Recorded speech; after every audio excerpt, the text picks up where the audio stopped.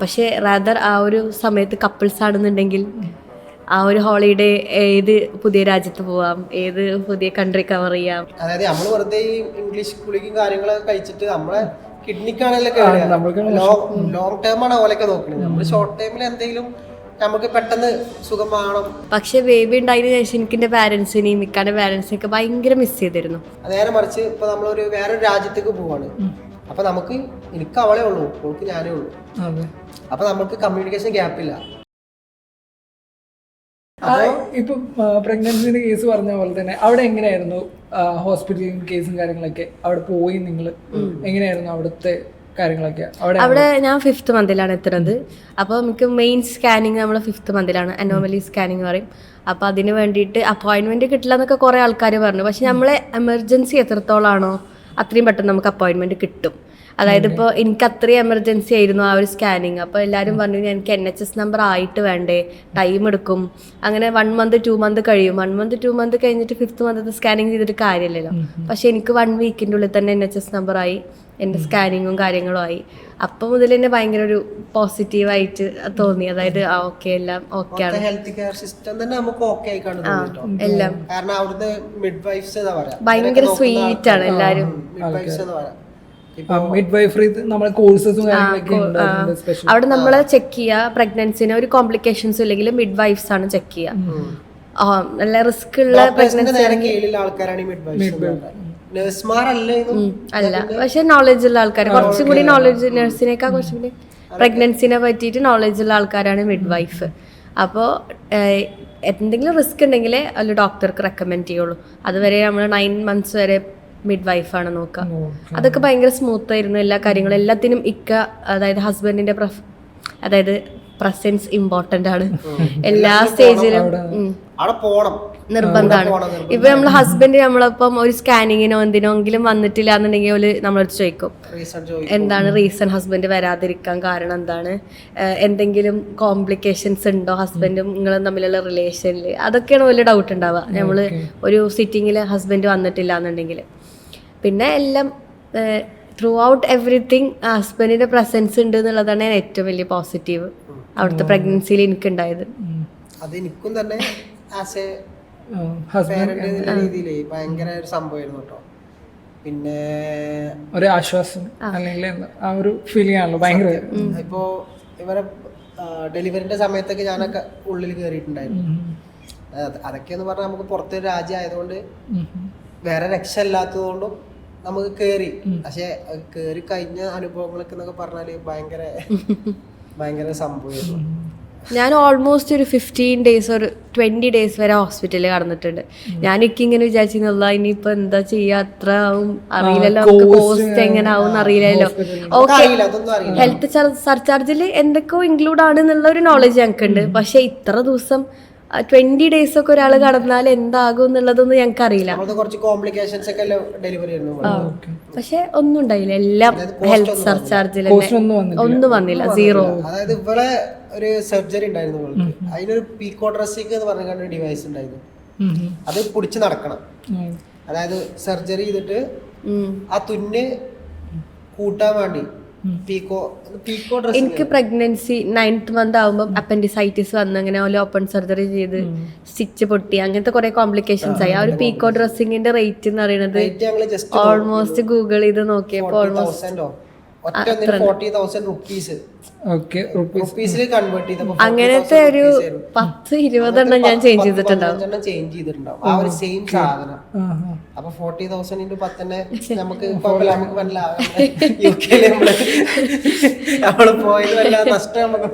പിന്നെ എല്ലാം ഫെസിലിറ്റീസ് ഉണ്ട്, ഭയങ്കര ക്ലീൻ ആണ് ഹോസ്പിറ്റൽസ് ഒക്കെ.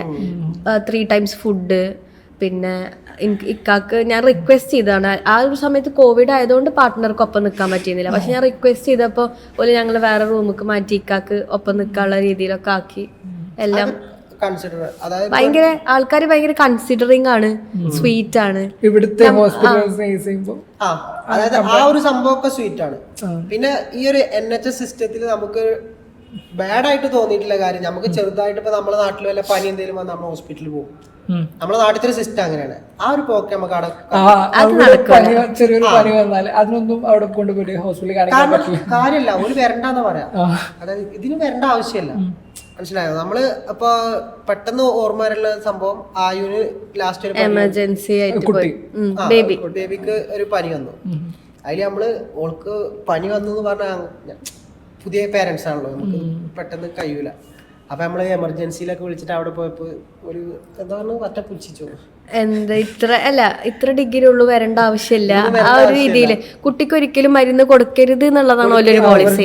അതായത് സംഭവം നല്ലതാണ്. പക്ഷേ ആസ് ഇന്ത്യൻസ് നമുക്കത് ബുദ്ധിമുട്ടാണ്, പഠിച്ചു വന്ന വഴി നമ്മള് പാരന്റ് ചെയ്ത് ആ ഒരു സംഭവമാണ്.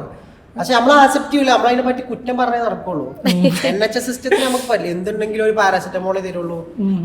ആ ഒരു സിസ്റ്റം ശരിക്കും ആലോചിക്കുകയാണെന്നുണ്ടെങ്കിൽ നല്ലൊരു കാര്യമാണ്. പക്ഷെ പുറത്ത് ഇപ്പൊ നമ്മളെ അമ്മമാരോട് ഇത് പറയണ കുട്ടിക്ക് പനി വന്നു കാണിക്കാൻ പറ്റില്ല, ഇങ്ങനെയാണ് പറഞ്ഞത്. ഇങ്ങോട്ട് പോന്നോ, അവിടുന്ന് നിർത്തി പോന്നോ, എന്താണ് അവിടുത്തെ ഹോസ്പിറ്റൽ ഇങ്ങനെ? അതായത് അത് ആ കൾച്ചറൽ ഡിഫറൻസ് ആണ്. ഒരു ശരിക്കും ഹെൽത്തിന് ഇമ്പോർട്ടന്റ് കൊടുക്കുകയാണ്. അതായത് നമ്മൾ വെറുതെ ഈ ഇംഗ്ലീഷ് ഗുളികയും കാര്യങ്ങളൊക്കെ കഴിച്ചിട്ട് നമ്മളെ കിഡ്നിക്കാണല്ലോ ലോങ് ടേം ആണ് ഓലൊക്കെ നോക്കുന്നത്. നമ്മൾ ഷോർട്ട് ടൈമിൽ എന്തെങ്കിലും നമുക്ക് പെട്ടെന്ന് സുഖം വേണം. ശരിക്കും ഈ ഒരു അസുഖത്തിന്റെ കാര്യം എന്നൊക്കെ പറഞ്ഞാൽ നമുക്ക് എന്തെങ്കിലും അസുഖം വന്നാൽ ഓട്ടോമാറ്റിക് അത് പോവാന്ന് പറഞ്ഞാൽ നമുക്ക് ആ ഒരു ഇമ്മ്യൂൺ സിസ്റ്റം നമ്മൾ കൂട്ടാണ് ശരിക്കും ചെയ്യുന്നത്. പക്ഷെ അതൊന്നും നമ്മള് നാട്ടില് ചിന്തിക്കൂല. ഇപ്പൊ കുറച്ചുകൂടി എന്താണ് അവിടെ പോയി ആ ഒരു ബോധമൊക്കെ വന്നു എന്നുള്ള രീതിയിലേക്ക് എത്തി. ഓക്കെ, അപ്പോൾ ഇപ്പൊ കുട്ടിയുടെ കേസ് പറയുകയാണെന്നുണ്ടെങ്കിൽ എങ്ങനെയായിരുന്നു നമ്മുടെ ചൈൽഡ് കെയർ കാര്യങ്ങളൊക്കെ, എങ്ങനെയാണ് കുട്ടീനെ മാനേജ് ചെയ്തത് സ്റ്റഡീസിന്റെ ടൈമിലൊക്കെ? സ്റ്റഡീസിന്റെ ടൈമിൽ അപ്പോഴും എനിക്ക് ക്ലാസ് ഓൺലൈൻ ആയിരുന്നു. പിന്നെ എനിക്ക് ലാബ് പോവേണ്ടി വന്നു. അപ്പം നമുക്കൊരു ഫോം ഫില്ല് ചെയ്യാണ്ടാവും, ബേബീസ് വീട്ടിലുണ്ടോ, മദറാണോ, നമ്മളിപ്പോൾ പ്രഗ്നൻസി കഴിഞ്ഞിട്ടുള്ളോ, അങ്ങനെയാണെന്നുണ്ടെങ്കിൽ ഒരു റിസ്ക് അസസ്മെന്റിന്റെ ഗ്രൂപ്പിൽ നമ്മളെ പെടുത്തി നമ്മളെടുത്ത് അവിടെ ചെല്ലണ്ട, ഒരു ഓൺലൈൻ ആക്കി തരാമെന്ന് നമ്മളെടുത്ത് ഇങ്ങോട്ട് പറഞ്ഞു. എൻ്റെ കേസിൽ അങ്ങനെ ഉണ്ടായത്. എനിക്ക് ന്യൂ ബോൺ ആയതുകൊണ്ട് ലാബിൽ വരുന്നതും എക്യുപ്മെന്റ്സ് ആയിട്ട് ഡീൽ ചെയ്യണതും കെമിക്കൽസ് ആയിട്ട് ഡീൽ ചെയ്യണതൊക്കെ ഭയങ്കര ഡേഞ്ചറാണ്, ഹെൽത്ത് കൺസേൺ ആണ്. അപ്പം you are not allowed to the lab എന്ന് പറഞ്ഞിട്ട് എനിക്ക് ഇങ്ങോട്ട് മെയിൽ വരികയാണ് ചെയ്തത്. അപ്പൊ പിന്നെ എനിക്ക് അങ്ങോട്ട് നോക്കണ്ടേ വന്നിട്ടില്ല, ഞാൻ രക്ഷപ്പെട്ടു. എനിക്കത് ഓൺലൈനായിട്ട് അതും ഓൺലൈനായിട്ട് തന്നെ ചെയ്തത്. പിന്നെ ലാസ്റ്റ് ഇയറിലെ പ്രൊജക്ട് മാത്രമാണ് ഓഫ്ലൈൻ ആയിട്ട്, അതായത് ഫേസ് ടു ഫേസ് എല്ലാ വെനസ്ഡേയും ഒരു ½ ക്ലാസ് അത്രേ ഉള്ളൂ. അതിപ്പോ ഇക്ക വർക്കില്ലാത്ത ദിവസം ½ ആയും ഇക്കും കാറിലിരിക്കും, ഞാൻ പോയി ½ ക്ലാസ് അറ്റൻഡ് ചെയ്ത് വേഗം വരും. അങ്ങനെ പെട്ടെന്ന് ആ ഒരു ഫസ്റ്റ് 2 ഇയർ ഓള് വർക്കിന് തന്നെ പോയിട്ടില്ല. ഓള് ബേബിയും പിന്നെ സ്റ്റഡീസും അതിനാണ് മാനേജ് ചെയ്തത്. 3 കൂടി കഴിയില്ല, വർക്ക്, ബേബി ആൻഡ് സ്റ്റഡീസ്. അതെല്ലാം പോയിട്ടുണ്ടായിരുന്നു ഒരു കുറച്ച്, പക്ഷെ അപ്പൊ എനിക്ക് സ്റ്റഡീസ് ഇല്ലല്ലോ. സ്റ്റഡീസ് ഇല്ല, ആ ഒരു ലീവില്ല സമയത്ത് പോയിട്ടുണ്ടായിരുന്നു. ഫസ്റ്റ് കുറച്ച് വർക്കിന് വേണ്ടിണ്ടായിരുന്നു വൈകിട്ട്. പക്ഷെ അന്ന് നമ്മൾ അനിയനൊക്കെ അവിടെ ഉണ്ടായതുകൊണ്ട് അവിടെ ഏൽപ്പിച്ചിട്ട് ഇപ്പം നമ്മളെ മെയിൻ HOD ഒരു ട്യൂട്ടർ ഉണ്ടാവും. നമ്മളെ കേസ് ഓലെടുത്ത് നമ്മൾ ഓപ്പൺ ആയി പറഞ്ഞാൽ മതി, ഇങ്ങനെ ബേബി ഉണ്ട് എനിക്ക്, നമ്മളെന്താ ഓലെടുത്ത് കമ്മ്യൂണിക്കേറ്റ് ചെയ്യണോ ഓല അതിനനുസരിച്ചിട്ട് നമ്മളെടുത്ത് ക്ലാസ്സും കാര്യങ്ങളൊക്കെ ഒരു മാനേജ് ചെയ്ത് തരും.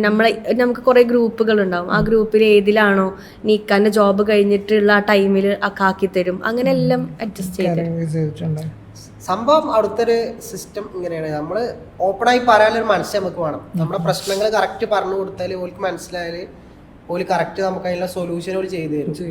അല്ലാതെ നമ്മൾ പേടിച്ച് നമ്മൾ എന്തെങ്കിലും പറയാതിരുന്നാൽ നമുക്കൊന്നും കിട്ടൂല. നമ്മൾ വെറുതെ അവരെ കുറ്റം പറഞ്ഞു പോരുക എന്നല്ലാതെ എന്തും നമ്മൾ ഓപ്പണായിട്ട് സംസാരിച്ചാല്, അതായത് അത് അവിടുത്തെ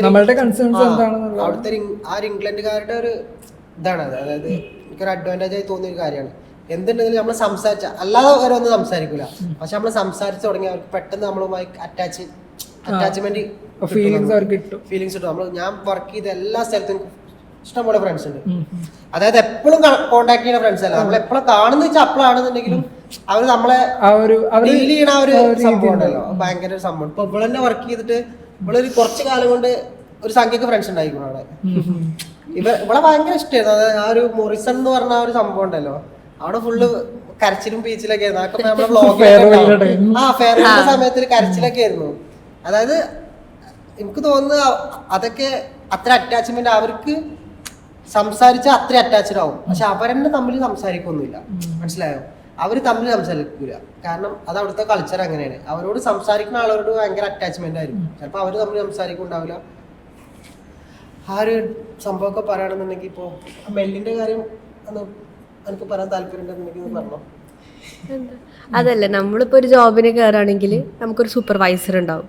നമുക്കൊരു ഐഡിയ ഇല്ലെങ്കിലും ഒരു ഭയങ്കരമായിട്ട് നമ്മൾ എന്ത് ചോദിച്ചാലും ഹെൽപ്പ് ചെയ്യും. അതായത് നമുക്ക് പഠിപ്പിച്ചു തരും. കുറേ എഫേർട്ട് എടുത്തിട്ട് നമുക്ക് എന്ത് വേണമെങ്കിലും എല്ലാം പഠിപ്പിച്ചു തരും. അങ്ങനെ ഒരാളായിരുന്നു എൻ്റെ മാനേജർ ആയിരുന്നു. അതാണ് ഇക്ക പറഞ്ഞത്. ഭയങ്കര സ്വീറ്റ് ആയിരുന്നു. എല്ലാവരും ഭയങ്കര സ്വീറ്റ് ആണ്. എങ്ങനെയായിരുന്നു അവിടുത്തെ പഠിത്തം, ഫാമിലി, ഇത് രണ്ടും മുന്നോട്ട് കൊണ്ടുപോകാനുള്ള ഭയങ്കര പ്രശ്നം പിടിച്ച പരിപാടിയാണല്ലോ. ഫാമിലി കൊണ്ട് ഒരു സൈഡിൽ പോകണം, അതേപോലെ തന്നെ നമ്മളെ പഠിത്തം ഒരു സൈഡിൽ പോകണം. അതാണല്ലോ മെയിൻ പേർപ്പസ് എന്നുള്ളത്. നമ്മൾ പോയതിന്റെ മെയിൻ ഉദ്ദേശം പറയുന്നത് പഠിക്കുക, മാസ്റ്റേഴ്സ് ചെയ്യുക എന്നുള്ളതാണല്ലോ. എങ്ങനെയായിരുന്നു ആ ഒരു റെസ്പോൺസിബിലിറ്റീസ്? ഞാൻ ബേസിക്കലി എനിക്ക് സ്റ്റഡീസ് ആയിരുന്നു ഫോക്കസ്. ഞാൻ പാർട്ട് ടൈം എത്രത്തോളം ചെയ്യാൻ പറ്റും പോകും എന്ന് എനിക്ക് യാതൊരു ഐഡിയ ഉണ്ടായിരുന്നില്ല. ഞാൻ ഇവിടുന്ന് പോകുമ്പോൾ തന്നെ പാർട്ട് ടൈം നോക്കണമെന്നോ പാർട്ട് ടൈം ചെയ്യണം അങ്ങനെ ഒരു തോട്ടേ ഇല്ല. എനിക്ക് സ്റ്റഡീസാണ് ഇമ്പോർട്ടൻ്റ് ഉണ്ടായിരുന്നത്. സ്റ്റഡി ചെയ്യണം എന്ന് തന്നെ എൻ്റെ ആഗ്രഹം ഉണ്ടായിരുന്നത്. അപ്പം ക്ലാസ്സൊക്കെ ഇങ്ങനെ ഓൺലൈൻ ആയപ്പോൾ ഭയങ്കര സുഖമായി ആയതിനും കൊണ്ട്. പിന്നെ നെക്സ്റ്റ് ഇയർ ആണ് ഓഫ്ലൈൻ ആയത്. അപ്പോൾ ക്ലാസ്സിൽ പോകും, തിരിച്ചു വരും. വർക്കില്ലാത്തതുകൊണ്ട് കുഴപ്പമില്ല. ഇനിയിപ്പം നമ്മുടെ ബാച്ചിലേഴ്സ് പോലെ 9 to 4 അങ്ങനെ ക്ലാസ് അല്ലല്ലോ. ഇത് മാസ്റ്റേഴ്സ് അല്ലേ. ജസ്റ്റ് 1 hour or 2 hour ഒരു ഡേ അതേ ഉണ്ടാവുള്ളൂ ആകെ. പിന്നെ സബ്മിറ്റ് ചെയ്യാനുള്ള അസൈൻമെന്റ്സ് ഇയർലി 2 or 3 ആകെ അത്ര അസൈൻമെന്റ്സേ ഉള്ളൂ. അതിനൊരു എഫേർട്ട് നമ്മൾ 10 days മുന്നേ എടുത്താൽ മതി. നമ്മൾ സിമ്പിളായിട്ട് അസൈൻമെന്റ്സും കാര്യങ്ങളും ചെയ്തു പോകും. സ്റ്റഡി ചെയ്യണ ഒരാളാണെന്നുണ്ടെങ്കിൽ, അതായത് എല്ലാ ലെസൺസും ഫോളോ ചെയ്തപ്പോൾ ജോബും കൂടി ഉണ്ട് എന്നുണ്ടെങ്കിൽ എത്രത്തോളം അത് പോസിബിൾ ആവും എനിക്ക് അറിയില്ല. നമ്മൾ പഠിക്കാൻ വേണ്ടി പോകുകയാണെങ്കിൽ പഠിക്കാണല്ലോ ചെയ്യാം. അപ്പോൾ എന്തായാലും അസൈൻമെന്റ്സ് ഒക്കെ ഒറ്റയ്ക്ക് തന്നെ സിമ്പിളായിട്ട്. ഓക്കെ, അങ്ങനെയാണ്. അതേപോലെ തന്നെ നിങ്ങൾ രണ്ടുപേരാണ് പുറത്തേക്ക് പോയത്. അതായത് കപ്പിൾ എന്നുള്ളൊരു നിങ്ങൾ രണ്ടുപേരാണ് പോയത്. അപ്പോൾ ഒരു ഫാമിലീനെ വിട്ട് നിങ്ങൾ രണ്ടുപേരും പോവുകയാണ്. നിങ്ങളുടെ റിലേഷൻഷിപ്പിനെ അതെങ്ങനെയാണ് എഫക്ട് ചെയ്തത്? അല്ലെങ്കിൽ നിങ്ങൾ രണ്ടുപേരും മാത്രമായിട്ടാണ് വിളിക്കാനാണെങ്കിൽ അടുത്ത് തന്നെ ഇല്ല, നമ്മളുടെ അമ്മ പാരൻസ് അടുത്ത് തന്നെ ഇല്ല. അപ്പോൾ എങ്ങനെയാണ് ഒരു റിലേഷൻഷിപ്പിന് നിങ്ങൾ എങ്ങനെയാണ് അത്ര ബിൽഡ് ചെയ്തത്? നല്ലൊരു സംഭവമാണ്, നല്ലൊരു ചോദ്യമാണ്. അതായത് ആസ് എ കപ്പിൾ നോക്കുകയാണെന്നുണ്ടെങ്കിൽ ശരിക്ക് നമ്മുടെ ഫാമിലി നിൽക്കുന്നതും ആസ് എ കപ്പിൾ മാത്രമായിട്ട് നിൽക്കുന്നതും എൻ്റയർലി ഡിഫറെൻ്റ് ആണ്. അതായത് ഒരു ഫാമിലിയിൽ നിൽക്കുമ്പോൾ നമുക്ക് ഇതൊരു വലിയൊരു പ്രശ്നമായിട്ട് പറയുന്നതൊന്നുമല്ല. അതായത് ഫാമിലിയിൽ നിൽക്കുമ്പോൾ നമുക്ക് ഒരുപാട് കമ്മ്യൂണിക്കേഷൻ ഗ്യാപ്പും കാര്യങ്ങളും ഉണ്ടാവും. മനസ്സിലായോ? അതായത് ഇപ്പോൾ നമുക്ക് നമ്മുടെ പാരൻസും അതുപോലെ നമുക്ക് സിബ്ലിങ്സും എല്ലാവരും ഉണ്ടാവും. പക്ഷെ അത് വിചാരിച്ച് നമുക്ക് നമ്മുടെ പാരൻസിനോട് സ്നേഹമില്ലാന്നോ അങ്ങനെയൊന്നും അല്ല. അതായത് ആസ് എ കപ്പിൾ നോക്കുകയാണെന്നുണ്ടെങ്കിൽ ഇതുണ്ടാവും, കമ്മ്യൂണിക്കേഷൻ ഗ്യാപ്പ് ഉണ്ടാവും. അത് നേരെ മറിച്ച് ഇപ്പൊ നമ്മളൊരു വേറൊരു രാജ്യത്തേക്ക് പോവാണ്. അപ്പൊ എനിക്ക് അവളെ ഉള്ളൂ, അവൾക്ക് ഞാനേ ഉള്ളൂ. അപ്പൊ നമുക്ക് കമ്മ്യൂണിക്കേഷൻ ഗ്യാപ്പ് ഇല്ല. എന്ത് പ്രശ്നങ്ങൾ ഉണ്ടെന്നില്ല അങ്ങോട്ട് പറയും, അവൾക്ക് പ്രശ്നം ഉണ്ടെന്ന് വേറെ ആരും പറയാനല്ലോ. ഈ ഫോണൊക്കെ ഇപ്പോ അതൊക്കെ ഒരു ടെക്നോളജിക്കൽ അഡ്വാൻസ്മെന്റ് അല്ല, അതൊന്നും അല്ലല്ലോ. നമ്മൾ ഡയറക്റ്റ് മൗത്ത് ടു മൗത്ത് അടുത്തുണ്ടാവുക എന്നുള്ളതാണ്. അതാ സംഭവമാണല്ലോ. അപ്പൊ ആ ഒരു സംഭവം എന്ന് പറഞ്ഞാല് ആ ഒരു കമ്മ്യൂണിക്കേഷൻ ശരിക്കും നടന്നാല് ഏതൊരു റിലേഷൻഷിപ്പും നല്ല ഡീപ്പാവും, നല്ല സ്നേഹം ഉണ്ടാവും. അതായത് നമ്മളെ അനുഭവത്തിൽ നിന്ന് പറയണം. അപ്പോൾ ഈ 3 year ആയിട്ടുള്ള അനുഭവത്തിൽ നിന്ന് പ്രശ്നങ്ങൾ ഉണ്ടെന്നുണ്ടെങ്കിലും പ്രോബ്ലംസ് ഉണ്ടാവും. പക്ഷേ പ്രോബ്ലംസ് ജസ്റ്റ് പിറ്റത്തെ ദിവസം ആ പ്രോബ്ലംസേ ആവില്ല, ന്യൂ ലൈഫേക്കാരം. അതായത് നോ പാസ്റ്റ്, ഡെയിലി ന്യൂ വേൾഡേക്കാരം നമുക്ക്. അതായത് ഇന്നലെ എന്ത് നടന്നോ അതൊന്നും ഉണ്ടാവില്ല. നമ്മള് ഇന്നെന്ത് അത്രേ ഉള്ളൂ. ഇപ്പൊ ഇന്നലെ എന്തേലും ഇപ്പൊ കിടക്കുന്ന സമയത്ത് എന്തെങ്കിലും പ്രശ്നമൊക്കെ പറഞ്ഞിട്ട് കിടക്കുന്നുണ്ടെന്നുണ്ടെങ്കിൽ നേരെ നമ്മൾ നീച്ചുമ്പോ പ്രശ്നമല്ല. കാരണം നമുക്ക് നമ്മളെ ഉള്ളൂ എന്നില്ല ഒരു സംഭവം നമ്മൾ അഡാപ്റ്റ് ആയി കഴിഞ്ഞു. മനസ്സിലായോ? അഡാപ്റ്റ് ആയി കഴിഞ്ഞു. നമുക്ക് വേറെ ആരും ഡിപ്പെൻഡ് ചെയ്യല്ല. ഇപ്പൊ നമ്മള് നാട്ടിലാണെന്നുണ്ടെങ്കിൽ അങ്ങനെ പ്രശ്നം ഉണ്ടെന്നുണ്ടെങ്കിൽ ഞാൻ എന്റെ വീട്ടിൽ പോകണമെന്ന് പറഞ്ഞാൽ പോവാം. അവിടെ ആ പരിപാടി നടക്കില്ല.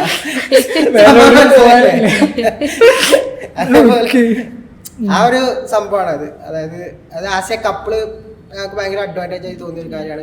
പിന്നെ ഫാമിലി, നമുക്ക് ഒരു ബേബി ഉണ്ടായതുകൊണ്ട് ബേബിയുമായി കിട്ടുന്ന ഒരു അറ്റാച്ച്മെന്റ് ആക്കിയെന്ന് പറഞ്ഞാൽ ഓളെ ബിഹേവിയറിലൊക്കെ നമുക്ക് കറക്റ്റ് മനസ്സിലാക്കാൻ കഴിയും. നമുക്ക് നാട്ടിൽ വന്നിട്ട് ഇപ്പൊ കമ്പയർ ചെയ്യുന്നതല്ല, നമുക്ക് വേറെ എല്ലാ ആൾക്കാർ കുട്ടികളെ സംഭവങ്ങളൊക്കെ നോക്കുമ്പോഴും നമ്മളുമായുള്ള അറ്റാച്ച്മെന്റ് ഭയങ്കര അറ്റാച്ച്മെന്റ് ആണ് കുട്ടിക്ക്. അതായത് അത് അങ്ങനെ സംഭവം കിട്ടിയതുകൊണ്ടാണ് ആ ഒരു ഏകദേശം 2-2.5 വർഷത്തോളം നമുക്ക് മാത്രം കുട്ടിയുടെ ആ ഒരു പാരന്റ് കൊണ്ട് ഭയങ്കര ഒരു അതായത് ഓളെ ബിഹേവിയറിൽ റിഫ്ലക്ട് ചെയ്യും. പിന്നെ ആസ് എ പേരൻസ് നമുക്കും ഭയങ്കര പ്രൗഡാണ് ആ സംഭവങ്ങളൊക്കെ പറയുന്നത്. എങ്ങനെയാണ് എഫക്ട് ചെയ്യുന്നത്? എനിക്ക് ഇനീഷ്യലി ഭയങ്കര ഇതായിരുന്നു, ഇക്കാൻ്റെ ഒപ്പം ഒറ്റയ്ക്ക് നല്ല രസം, അങ്ങനെ ഒരു പ്രൈവസി കിട്ടുകയാണ് നമുക്ക് ഫാമിലിയിൽ നിന്നൊക്കെ മാറിയിട്ട്. പക്ഷെ ബേബി ഉണ്ടായതിനു ശേഷം എനിക്ക് എൻ്റെ പാരൻസിനെയും ഇക്കാൻ്റെ പാരൻസിനെയും ഒക്കെ ഭയങ്കര മിസ് ചെയ്തിരുന്നു. അതായത് ആരെങ്കിലും ഒന്ന് ഹെൽപ്പ് ചെയ്യാനുണ്ടായിരുന്നെങ്കിൽ എന്ന് ആഗ്രഹിച്ചിരുന്നു. പിന്നെ അവിടെ ഭയങ്കര ഇതാണല്ലോ, എന്താ പറയുക, ഇക്കെന്നെല്ലാം, അതായത് ഇങ്ങനത്തെ ഒരു ഹസ്ബൻഡ് ആയതുകൊണ്ട് അങ്ങനെ ജീവിച്ചു പോയി. അതായത് എല്ലാത്തിനും ഹെൽപ്പ് ചെയ്യും, ബേബിനെ നോക്കാനാണെങ്കിലും എല്ലാ കാര്യത്തിനും ഞങ്ങൾക്കൊന്നും അറിയേണ്ട ആവശ്യമില്ല. അങ്ങനെ ആകുമ്പോൾ കുഴപ്പമുണ്ടായിരുന്നില്ല, അങ്ങനെ ടാലി ആയി പോയി, രണ്ടാളും അങ്ങോട്ടും ഇങ്ങോട്ടും. നമ്മൾ കുറെ ട്രൈ ചെയ്തിരുന്നു നമ്മളെ പേരൻസിനെ കൊണ്ടുവരാൻ വേണ്ടിയിട്ട് അങ്ങോട്ട് കൊണ്ടുപോകും. അതായത് കാരണം നമുക്ക് വേറെ ഓപ്ഷൻ അല്ലാന്ന് കണ്ടതിന് ശേഷമാണ് പിന്നെ നമ്മൾ, അതായത് ആ ഡെലിവറിന്റെ ആ സമയത്ത് ആ ഒരു സമയത്താണ് എനിക്ക് പോലെ ഏറ്റവും കൂടുതൽ മിസ് ചെയ്തത്. നമ്മള് ഭയങ്കര ഹാർഡ്ഷിപ്സ് കൂടെ കടന്നു പോയ ഒരു ടൈമാണ് അത്. ആ ഹോസ്പിറ്റലിൽ ആ 20 days കണ്ടിന്യൂസ് കിടക്കുമ്പോഴൊക്കെ ആരെങ്കിലും ഒന്ന് സമാധാനിപ്പിക്കാൻ ഉണ്ടായിരുന്നെങ്കിൽ എന്നൊക്കെ തോന്നിയൊരു സമയമാണത്. കാരണം ഇത് കണ്ടുകൊണ്ടിരിക്കുകയാണ്, ഇക്കാക്കും എത്ര മെന്റലി അത് എഫക്ട് ചെയ്തു. അവള് ഉള്ളില് ഞാൻ പുറത്ത്, അതായത് സർജറിന്റെ ടൈമില് ഡെലിവറിന്റെ ഫ്രണ്ട്സ് ആയിട്ട് ഉണ്ടായി, ഫ്രണ്ട്സ് കുറച്ചുണ്ടാവും. പക്ഷെ അവിടെ എല്ലാവർക്കും വർക്ക് ലൈഫ് ആണല്ലോ, എല്ലാവർക്കും നമുക്ക് വേണ്ടി അവർ ലീവ് എടുക്കുക അത് നമുക്ക് പറയാനൊന്നും പറ്റൂല. അതായത് കാരണം അവരുടേതായ ജീവിതം ജീവിക്കാൻ വേണ്ടി വന്ന ആൾക്കാരാണ്. പക്ഷെ എന്നാൽ തന്നെ ഞങ്ങളെ കൂടെ ഉള്ള ആൾക്കാർ ഞങ്ങളെ നല്ല ഹെൽപ്പ് ചെയ്തിട്ടുണ്ടായിരുന്നു, നല്ല രീതിയിൽ ഹെൽപ്പ് ചെയ്തിട്ടുണ്ടായിരുന്നു.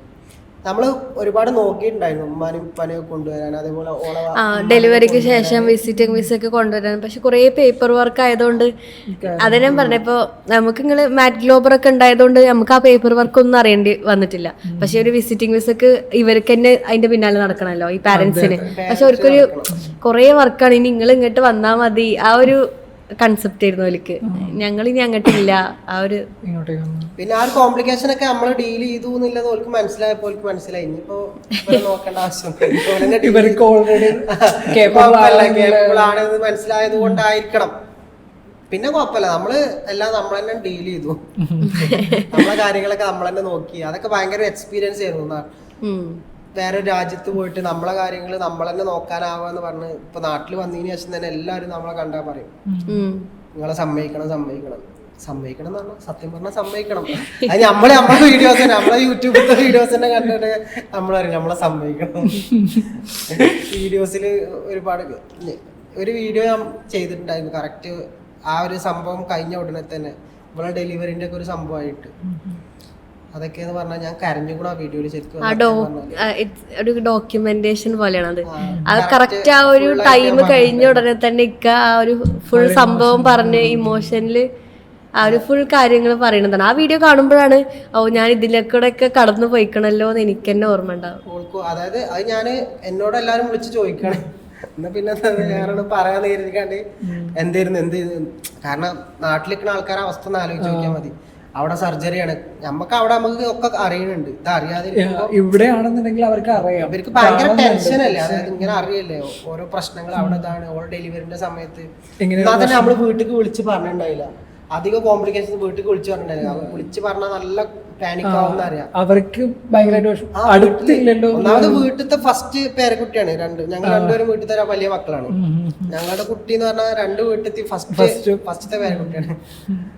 അപ്പൊ ആ ഒരു അവരെ അധികം പാനിക് ആക്കിയിട്ടുണ്ടായിരുന്നില്ല. പിന്നെ അതൊക്കെ കഴിഞ്ഞിട്ടാണ് പറഞ്ഞത്, ഡെലിവറി ഒക്കെ കഴിഞ്ഞിട്ടാണ് ഇങ്ങനെ പ്രശ്നങ്ങൾ ഉണ്ടായിരുന്നു അധികം പറഞ്ഞു കൊടുത്തു. അതൊക്കെ വലിയ അനുഭവമായിരുന്നു. സോ നമ്മുടെ ഇപ്പൊ കണ്ടുകൊണ്ടിരിക്കുന്ന നമ്മുടെ വ്യൂവേഴ്സിന് വേണ്ടിയിട്ട്, അതായത് അവർ കപ്പിൾസ് ആയിട്ട് പോവാണ് അല്ലെങ്കിൽ സ്പൗസ് വിസയിൽ, ഇപ്പോൾ UK സ്പൗസ് വിസ കാര്യങ്ങളൊക്കെ നിർത്തലാക്കിയിട്ടുണ്ട് എങ്കിൽ പോലും സ്പൗസ് വിസയിൽ പോവാണ് അല്ലെങ്കിൽ വേറെ ഏതെങ്കിലും കൺട്രീസിലേക്ക് പോവുകയാണെന്നുണ്ടെങ്കിൽ ഒരു ഫാമിലി ആയിട്ട് നമ്മൾ എബ്രോഡ് ജീവിക്കാനായിട്ട് അവർക്ക് പറഞ്ഞു കൊടുക്കാൻ പറ്റുന്ന എന്തെങ്കിലും കീ ടേക്ക് അവേസ് അല്ലെങ്കിൽ കീ എന്തെങ്കിലും ടിപ്സ് നിങ്ങളുടെ എന്താണ് അവിടുത്തെ ലൈഫിൽ പറയാനായിട്ട്? നമ്മുടെ എക്സ്പീരിയൻസ് എന്തൊക്കെയാണ് എനിക്ക് പറയുന്നത്, കപ്പിൾസ് മാത്രമാണെങ്കിൽ പോയി അടിച്ചു പൊളിക്കുക, അടിപൊളിയാണ്.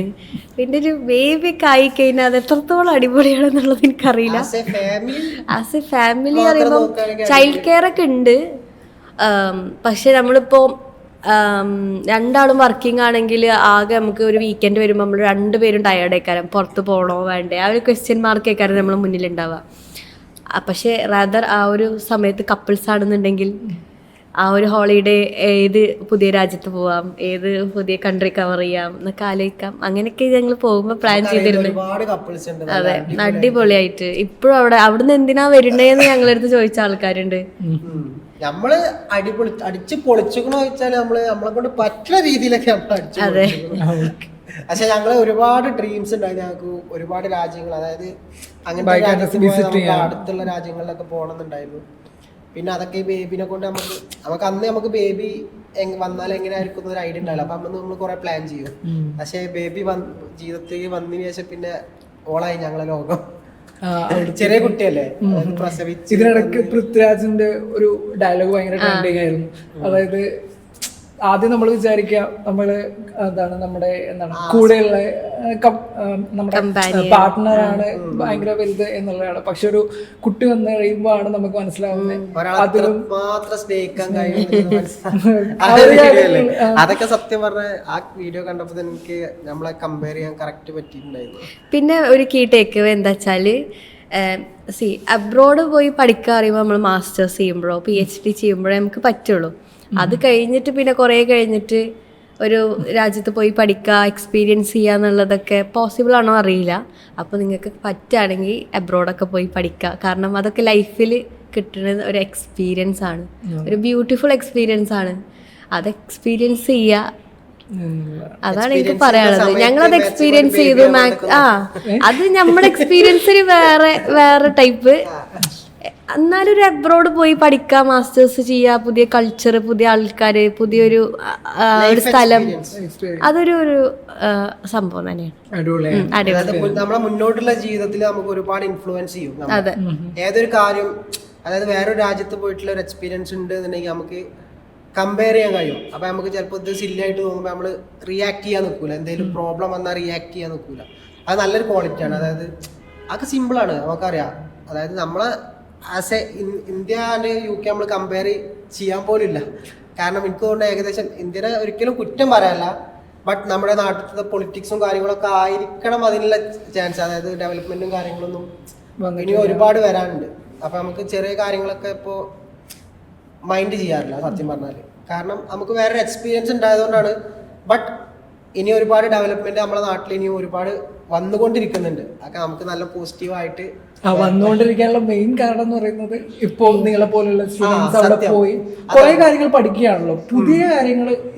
ഇവിടെ മുന്നൊരു എപ്പിസോഡില് നമ്മുടെ ജിഷാൻ പറഞ്ഞൊരു കാര്യമായിരുന്നു. അതായത് ഗാന്ധിജി പുറത്തുപോയി പഠിച്ചപ്പോൾ അയാൾ ഇന്ന കാര്യങ്ങളൊക്കെ കണ്ടു, ഫ്രീഡം എന്താണെന്നുള്ളത് അയാൾ കണ്ടതുകൊണ്ടാണ് അയാൾക്ക് ഇന്ന് ഇവിടെ ഇതൊന്നും ഇല്ലല്ലോ എന്നുള്ള രീതിയിൽ ഇവിടെ ചെയ്ത് കാണിക്കാനായിട്ട് സാധിച്ചത് എന്നുള്ളൊരു കാര്യം.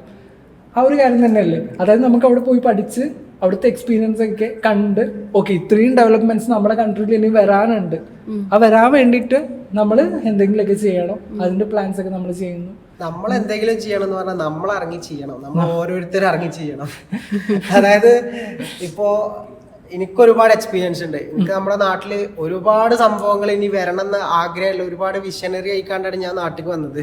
പക്ഷെ ഇവിടെ വന്നതിന് ശേഷം തന്നെ പൊളിറ്റിക്കൽ പ്രോബ്ലംസ് അങ്ങനെയുള്ള ഒരുപാട് പ്രോബ്ലംസ് സ്റ്റിൽ അതൊക്കെയെന്ന് പറഞ്ഞാൽ ഈ എക്സ്പീരിയൻസ് ഇല്ലാത്തതിന്റെ പ്രശ്നങ്ങളാണ്. സെന്ററിൽ കയറിക്കോ, മമ്മിന്റെ പടിയിൽ. സോ നമ്മൾ നേരെ വൈൻഡ് അപ്പ് ചെയ്യാണ്. സോ എല്ലാവരും വൈൻഡ് അപ്പ് ചെയ്യാനായിട്ട് എന്തെങ്കിലും പറയാമോ? അല്ല, വൈൻഡ് അപ്പ് ചെയ്യേണ്ട സമയത്ത് നമ്മൾ ഇത്രയും നേരം പറഞ്ഞത് നമ്മുടെ ബേബി ഇതാണ് വൈൻഡ് അപ്പ് ചെയ്യുന്ന സമയം നമ്മൾ പറഞ്ഞയച്ചിരുന്നു വേറെ കൊടുക്കോ. പിന്നെ ഞങ്ങൾ ആസ് എ കപ്പിൾ നിങ്ങൾക്ക് ഇഷ്ടമായിട്ടുണ്ടെങ്കിൽ ഞങ്ങളെ യൂട്യൂബ് ചാനൽ പോയി ചെക്ക് ചെയ്ത് നോക്കിക്കോളി. ഷബ്ന ആൻഡ് അമീൻ എന്നാണ് യൂട്യൂബ് ചാനലിന്റെ പേര്. പിന്നെ അതുപോലെ തന്നെ മാക്സിമം വേൾഡ് എക്സ്പ്ലോർ ചെയ്യുക. അതായത് അതിനുള്ള ബെറ്റർ ഓപ്ഷൻ ആണ് സ്റ്റഡിങ് അബ്രോഡ് എന്നുള്ളത്. മാക്സിമം എക്സ്പ്ലോർ ചെയ്യാൻ ഈ ഒരു ഓപ്ഷന് നിങ്ങൾ തിരഞ്ഞെടുക്കുക. കാരണം നമ്മുടെ നാട്ടിൽ നിന്ന് പഠിക്കുന്നത് ഒക്കെ നല്ലത് തന്നെയാണ്. പക്ഷേ ഒരു ഇന്റർനാഷണലി നമുക്കൊരു എക്സ്പീരിയൻസ് കിട്ടണമെന്നുണ്ടെങ്കിൽ നമ്മൾ ഇങ്ങനെയുള്ള ഓപ്ഷൻസ് നമ്മൾ എടുത്തേ പറ്റൂ. അത് നമ്മുടെ എക്സ്പീരിയൻസ് എന്ന് പറയുന്നതാണ്. So explore the world Okay, with with Matt Matt Lauber. Lauber. With Matt With Matt Lauber.